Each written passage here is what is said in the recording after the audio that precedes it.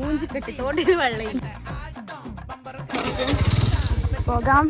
ഐസുവിന്റെ അതിയായ ആഗ്രഹം കൊണ്ട് നമ്മൾ തോട് കാണാൻ പോക്കാണ്. ഈ സമയത്ത് തോട്ടിൽ വെള്ളം ഉണ്ടാവില്ല എന്ന് പറഞ്ഞാലും ഈ നട്ടംപൊരിയുന്ന വെയിലത്ത് പോണെന്ന് പറഞ്ഞ് ഒച്ചപ്പാടാക്കിട്ട് ഓനിക്കൂട്ടി പോകുന്ന സീൻ നിങ്ങൾ ഇപ്പൊ കാണുന്നത് വയ്യന്നെ വറ്റി വരണ്ടിട്ടുണ്ട് ഗൈസ്. എന്നാലും ചിലപ്പോ വെള്ളം ഉണ്ടായാലോ അല്ലെ, അങ്ങനെ വിചാരിച്ചിട്ട് നമ്മൾ നടന്ന് പോക്കാണ്. പിന്നെ അവന്റെ കൈമക്കാണുന്ന സാധനം എന്തിനാന്ന് വെച്ചാല് തോട്ടിന്ന് മീനിനെ പിടിക്കാനെന്നൊക്കെ പറഞ്ഞിട്ട് കൊണ്ടുവന്നത്. പിന്നെ വെള്ളം കണ്ടിട്ടുണ്ട് എന്നുള്ള സന്തോഷത്തിലാണോ നിങ്ങൾ ഓടി വരുന്നത്. എന്റെ എക്സ്പ്രഷൻ കണ്ടപ്പോ നിങ്ങൾക്ക് മനസ്സിലായിട്ടുണ്ടാവില്ല ഇവിടുത്തെ അവസ്ഥ എന്താണെന്ന്. തോട്ടിൽ വെള്ളം പോയിട്ട് ഒരു മണ്ണ് പോലും ഇല്ലാന്ന് പറഞ്ഞ അവസ്ഥ. തോട് കാണാൻ പോലും ഇല്ല ഗൈസ്, ഫുൾ പുല്ല് നിറഞ്ഞു. കിണറോയിച്ച് കുഴിച്ച് വെള്ളം ഇല്ലാന്ന് കാണുന്നില്ല എന്നൊക്കെ പറയുമ്പോ ഉണ്ടായ ഒരു വിഷമില്ലേ, അതൊക്കെ പോലെ തോന്നി. പിന്നെ ഒന്നും നോക്കിയിട്ടില്ല, നമുക്ക് അടുത്ത സൈഡ് പിടിക്കാന്ന് വിചാരിച്ചു.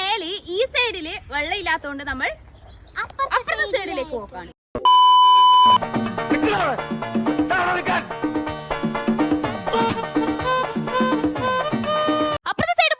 നമുക്ക് തിരെ കാണിക്കാൻ പറ്റാത്ത അവസ്ഥയിൽ പോയി ഗൈസ്. കാരണം അവിടെ ഒരു വെള്ളത്തുള്ളി പോലും ഇല്ല.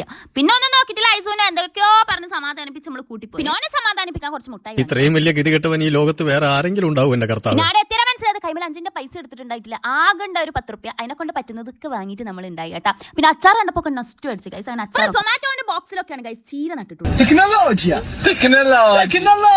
പോയ സ്ഥലമൊക്കെ ഫ്ലോപ്പ് ആണ്. നമ്മൾ വേറെ അടുത്തേക്ക് പോകാന്ന് പ്ലാൻ ആക്കി നോക്കുമ്പോൾ ആടെ ഇതേ അവസ്ഥ ഗൈസ്. ഒരു കുന്നും മലയും കാണാൻ പോയി, ആടെ വരെ പൂട്ടീന്.